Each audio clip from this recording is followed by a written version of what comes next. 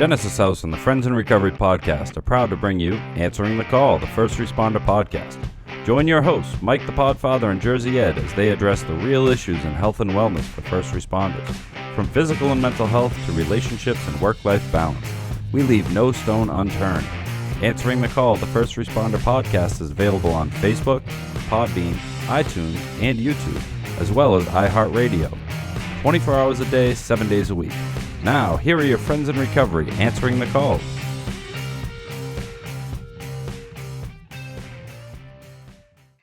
Hey, everybody. Welcome to Answering the Call, the First Responders podcast. I am the Podfather, Mike Miles. What's up, you guys? It's Miss Meg joining you live today for a special co-hosting opportunity. I like this. Oh, we love when you're on here. What were you, a cop or a robber in your real life? So that's the question. Why are you here? I played the part of the robber, and I have lots of questions. We got three robbers on this side, one cop. So one cop, three robbers. Of course, from Quarantineville again, and welcome to ATC, everybody. Hey, we can't forget our producer extraordinaire. Criminal extraordinaire? Yes, that too. Yes. Yes. Right. And believe it or not, I was sometimes a robber myself. So, So I had a friend that was a corrections officer, and I was in Middleton as an inmate. And I remember he was doing something that he shouldn't have been doing. And I challenged him, and I said, I can't believe you're the guys holding the keys, keeping me in this place. Right, and he goes, the only difference between you and me is you got caught. Yeah. And, that's a good philosophy because for 35 years, 28, I worked early nights in a cruiser and in neighborhoods, tough neighborhoods. And I think I got along with the bad guys just as much as I got along with my fellow brother and sister officers. Not real bad, mean people. No, I didn't give a fuck about them, but I certainly knew that when I stopped somebody that didn't have a license or that was driving on an expired license or unregistered car, that didn't always mean anybody was getting a ticket or going to jail. It was how your attitude was. But, a lot of people, stations in lives, they just didn't have the money. And I can't tell you, I probably let more go than I arrested because, as long as they understood what we were doing, I was good with that. Absolutely. So guys, the topic today, I think we're going to talk about, obviously we know which way this is going, and the Podfather being retired and all these great stories that he has, and he can help some of these young kids in getting into the field. I really think that we should pick the Podfather's brains as far as getting him to tell us some of these good stories, maybe some stuff that he came up against. And I think we're going to try to do this on a monthly basis, get some stories from him to help some of these young guys. And then we can be the instigators on this side because we aren't law enforcement. We're not first responders. We do support them, of course, but we lived that other life. And Podfather can give us the, this is how it was when we did it, and this is how it was when you got, and when we did it. You know what I mean? So, so police stories from the field with the Podfather. What do you guys think? You think it's a good show topic? I love it. Yeah. I got a question. You want me to rip one out there? Rip it out. All right. So when I was out there and I was, speeding and selling drugs and stealing shit, just being a regular, Degenerate. Yeah, Degenerate. just me, just being me. Just normal. Whenever I got pulled over or whenever I got arrested, I mean, I know I was wrong, but then I would look at the cop and I'd be like, oh, he's probably just having a fucking bad day, or, you know what I mean? Or didn't get any from the wife last night. And, or like they're just trying to meet their quota. I wasn't even really speeding. And I always had this idea that like, I wasn't totally wrong. Right. You know what I mean? And I'm just curious, like how often did your day or your mood or the other things that were going on in your life play into how you approached a situation with a criminal? Well, you guys know me. You've known me for a couple of years. Ed's known me for more. And I mean, I'm a moody person. I grew up with three sisters, and unfortunately, I'm not discriminating against women here, but I'm a very moody guy. But I don't think that my moods, it was how you treated me. In other words, if you didn't have to kiss my ass, but if you were honest with me, no matter what you were doing, you had a good opportunity of walking away from, just a conversation. Mm-hmm. But if you lied, if you denied, if I saw you go through a red light and I stopped you for that, I saw it. It wasn't a yellow light. It was red. Because if you went through a yellow light, I wouldn't be stopping you because I go through yellow lights. Right. If you went through a red and yellow light, I wouldn't be stopping you. So it was like the way you answered my questions or the way you came forth to me. Back in the day, we used to have to serve warrants in hand. If I had a warrant for your arrest, I had to bring it to you. I had to see you face to face. I couldn't leave it with your mother or your father or your brother. If you weren't home, you weren't home. I'd have to write on the jacket, not home. But if you were there face to face, there was plenty of times when you'd have a good reason why there was a warrant for you. And I'd say, okay, well, you got to go to court. Don't tell anyone I was here. And you go to court the next day and get it squared away. Knowing that if you didn't go the next day, I'm going to have that warrant the next night and I can find you and I gave you a chance. So usually the second time didn't go the same way as the first time if I let you go. So it was a clean slate. So like if you know, regardless of what you were going through that day, you gave everybody a clean slate. That was me. But I work with guys that have a fight with their wife. They'd be saying, I'm in no mood for this fucking asshole. Boom. Right. You know, get locked up. I'd be like, what? I'm the guy with the bleeding heart going, whoa, hold time out. You know? Yeah. Because I grew up in a rough neighborhood. I joined the Army. I'd been arrested 3 times before I joined the Army. I joined the Army at 18. I wasn't your run-of-the-mill great kid, you know. I broke into cars and stole cars and broke into abandoned houses and get caught in a fight up at Hampton Beach, so in New Hampshire. So I mean, I've been arrested. It wasn't like I didn't know what that was about, and they still hired me. So I said to myself, I couldn't be that bad. But well, I got more questions, but I want to hear from Meg. I do. I have a question. All right, now how? We watch TV shows, crime shows all the time, and I feel like law enforcement officers assume people are lying when they get anxious, like a telltale thing. But anytime, even now, if I get pulled over, I start to get so anxious if I have to answer questions or do the thing where I give my license. Do you guys just assume that we are guilty if we are nervous? No, because everyone's nervous. And what I always got not a kick out of, but women, I don't know whether, and I don't want to sound sexist, but women certainly have more emotions in a traumatic endeavor, like a traffic stop, for example. You ran a stop sign, I stopped you. I've had women like crying like they just lost 2 of their children or something, you know? And I'm like, right then and there, I'm like, I can't give this woman a ticket. She's going to have a heart attack, you know? So I tell them right up front, listen, slow down. I'm not giving you a ticket. I'm just telling you to slow down. You went through a stop sign, kids running the streets. I would try to give them in a scenario that they would understand, you know? But I get nervous too. I got stopped a few weeks ago. I kind of stopped at a stop sign in Lowell where I was a cop and I got stopped and I was nervous. I mean, I was like, I know that feeling, believe me. Yeah. It's a tough feeling, like, especially like when we were using too, when we were drunk and oh my God, or high. Holy cow. But real quick, we're going to take a quick break here. We're going to get into more stories. I'm going to come back with a podcast pick of the week. Ooh, nice. And we're going to get into a little bit more of our stories and our feelings. And maybe Podfather can give us some of his stories as far as breaking the law on his end. Hey, absolutely. Statute of limitations is up. This is the Podfather answering the call. First Responders Podcast. We'll be right back. Since 1992, Genesis House has been helping real people heal from addiction on their private recovery campus in beautiful Palm Beach County, Florida.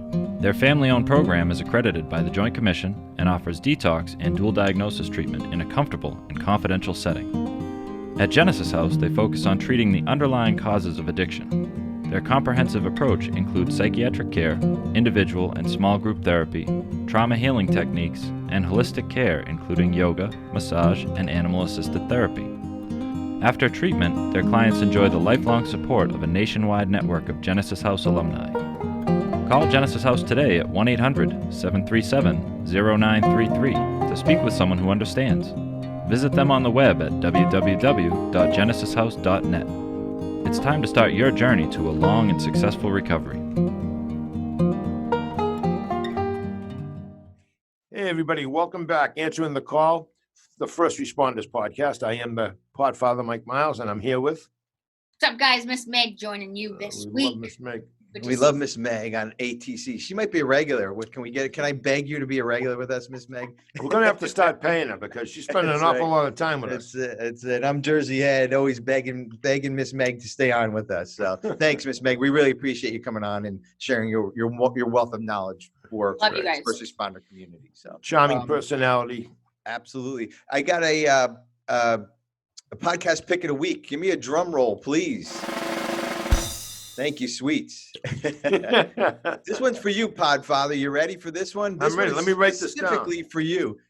Making ahead. podcasts great again. Oh, I love it. Host J.L. Cauvin. Yes, and he Jay Nog. imitates. Doesn't he imitate Trump? He does. It's such a great podcast. I'm addicted to this podcast. So He each does a week- good Obama too. He does. This guy's really good. Each week, President Trump, J.L. Cauvin, and his producer, tech staff, Jay Nog, goes through issues affecting the country, plays pop culture games, and interviews with guests. You can find Making Podcasts Great Again anywhere you get your podcast from. It is so funny. They like talk about like the updated stuff, and this guy sounds exactly like Trump, and identical. I don't care what side of the aisle you're on. Doesn't matter. It doesn't matter. I don't know what side of the aisle they're on, Oh, he's but it good. is He's funny good. as shit, good. man. So listen to Making Podcasts Great Again. You'll laugh no matter what you're no matter where you're at. So Jersey Ed, maybe you can get him to come on our podcast. that would be great. Oh my Yeah. God, that would be You know? a great idea. Yeah, let's do that. I'll email him. So I just subscribed. I can't wait to read this. I can't wait to look at the Oh, logo. I know. Hey, It's if you love the president, it's hilarious. If you hate him, it's hilarious. You can't Yeah. help but like it, you know? Yeah. They go both ways on it. Oh, It's so funny. So, So but yeah, I figured you like that one, Podfather. Yeah, I do. That's a good one. So we're back with police stories from the field with the Podfather. Yes. He's revealing some of his secrets, good and bad, I Yeah, guess. good and bad. We're So I'll gonna tell you, try- let me tell you a good one, all right? Go ahead. Well, you'll think it's a good one. This is a bad one, but it's a good one. So I was in the height of my cocaine career, and I lived in a museum downtown Lowell. It's called the Whistler House. James McNeill Whistler. James McNeill Whistler was an artist. He did the portrait. I think it's called Gray and White, but most people know it as Whistler's mother. It's a woman in a rocking chair or a chair. And anyway, he was born in Lowell. His father, George Washington Whistler, was an engineer who was brought over from Africa to help build the canals in the 1830s in Lowell, Massachusetts. The canals helped turn the turbines, made Lowell the biggest textile producer in the world at one time. So I lived in this museum. I took care of it. I got addicted to cocaine. I was an alcoholic. I was a drug addict, a cocaine addict. But I was also a father and a cop, and I did other things, you know. But one night I'm walking the beat, and in the beginning, I didn't touch drugs on duty. I might have drank. I definitely drank on duty, but I didn't. I just was too afraid if I ever get shot or taken to the hospital, they'd find it in my system. But one night, beautiful summer night, I'm walking the beat. I go to this bar. It's called the Press Club, and there's two entrances. There's an entrance on Middle Street, and there's an entrance on Merrimack Street. So it's like a corner entrance. So I walk in the entrance on Merrimack Street, and as soon as I get in the door, there's a payphone. The receiver's hanging down. On top of the payphone, which is about chest high, is a seal paper full of cocaine, wide open. Obviously, somebody's on the phone, ready to do a line, dropped the phone, went to get somebody or whatever. I look left, I look right, no one's around. I reach into my pocket, I pull out my trusty straw, and I go over and I snort about a half a gram of cocaine. I lick the paper and I put it back, and I go out the door. Now I'm outside. I go to the next door. I walk in. There's a bathroom. I go in to check my look because I had a pretty thick mustache then, see if there's any powder there. And now I'm buzzing. Everyone at the bar, hey, Mike, hey, I'm saying hi, slapping, grabbing, having a good time. And as I walk out the door where I had come in the beginning, there's this petite little blonde girl, so bewildered. She's got the phone. She's looking left. She's got the paper upside down. She has no idea. Now she sees a cop. Little does she know. Shit. And I say, how's it going? She hides the paper. She said, All right. I go, all right, well, you have a good night. And she, thank you, I know that's a really piss-ass story, but to me, I liked it. I got to be honest. That's awesome. I love it. Well, it shows that you're real. You're a human being. And I think out there, you're susceptible to shit like that. You're just because you're a cop doesn't mean you're perfect. Just and anybody out there, and we're not advocating for anybody to do that. But but when I first came on the job in 1980, April 1980, I started my first night as a cop. I'd gone to the academy, and I worked with all these old timers. They were mostly Korean, some World War II, mostly Korean, mostly Vietnam vets. And all these guys, I'd say 80%, there was 135, 80% were heavy hitters. And what I mean by that is they drank every night, and they drank for nothing, and they ate for nothing, and they got coffee for nothing, and they got cigarettes for nothing. When I say for nothing, I meant we went to stores and people would give you things. Banks would give you envelopes at Christmas time. You never do that today. Restaurants would never charge you. Coffee shops wouldn't. Convenience stores would give you free cigarettes. But liquor stores would give you whatever you wanted. Any bar you went in uniform, you could drink. You weren't supposed to, but exactly. And this is how it was. And if you didn't want to drink as a young 23-year-old cop right out of the Army, I didn't want to be drinking at 5 o'clock at night. Are you kidding me? I'll drink at 1. But at 5 o'clock, if you went with some of these cops and you went to a bar to check on it or say hi or pay their pool or whatever, it was not uncommon to see a cop in uniform playing pinball with a rum and coke, full uniform at 6 o'clock at night with a full bar. And that's how the culture was when I first came on. So I'm not blaming it, but I'm just saying it sure didn't help. God. Well, I got a question for you real quick.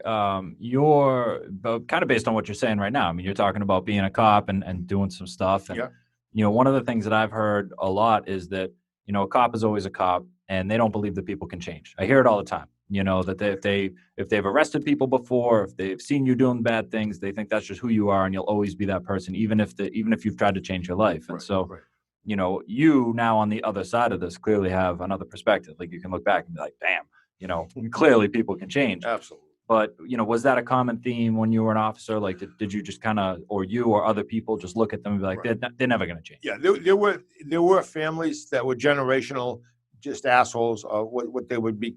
Cops would call them scumbags, dirtbags, whatever.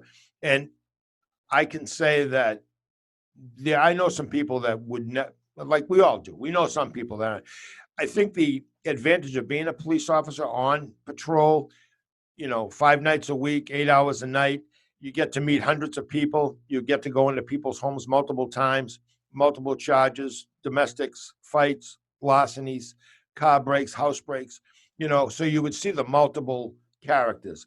I believe I've let many people that have committed crimes, I was very fair. I really believe I was.